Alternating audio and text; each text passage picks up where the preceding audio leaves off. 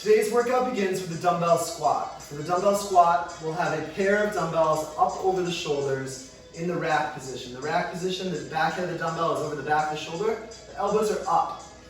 Our feet are shoulder width apart, slightly outside shoulder width apart. We pull down into a good squat, hips lower than the knees in line with the toes, and drive back up. Very important that your torso stays tall, elbows up, chest up. And try to pull straight down. Hips go back, but you want to try to pull straight down into that squat. Now, if you only have a single dumbbell or kettlebell or other single implement, put it up over your back. Elbows are up. It's a similar rack position. The weight's loaded right over your spine and perform your squat. Similarly, like I said, for any implement you have, including a bag, up over the back. Our second movement today is the push-up. For the push-up, we get into a nice strong plank position, straight arms, straight legs, ankles together. From your ear down to your ankle, you're in a straight line. That means suck your core in, suck your belly button in, keep your butt down. Try to turn your pelvis under you.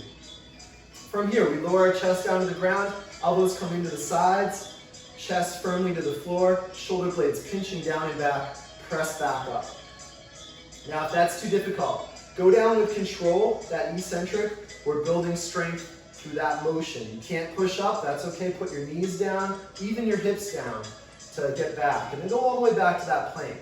Now, if going down is troublesome, put your knees down for the eccentric as well. For the way down, get all the way down, press up, keeping your knees or hips even, and then back to plank. Our third movement today is the bent over row. Assuming you have a pair of dumbbells, we'll show that version first. You'll have your feet about hip width apart. It's important you get a good hinge position here, so that's what you want to focus on first. Push your hips back into a good deadlift position, bend your knees slightly. The objective is to get the bag as close to parallel to the floor as possible and have it be flat. You can just look down at the floor, don't look down too low, kind of keep your head and chest up.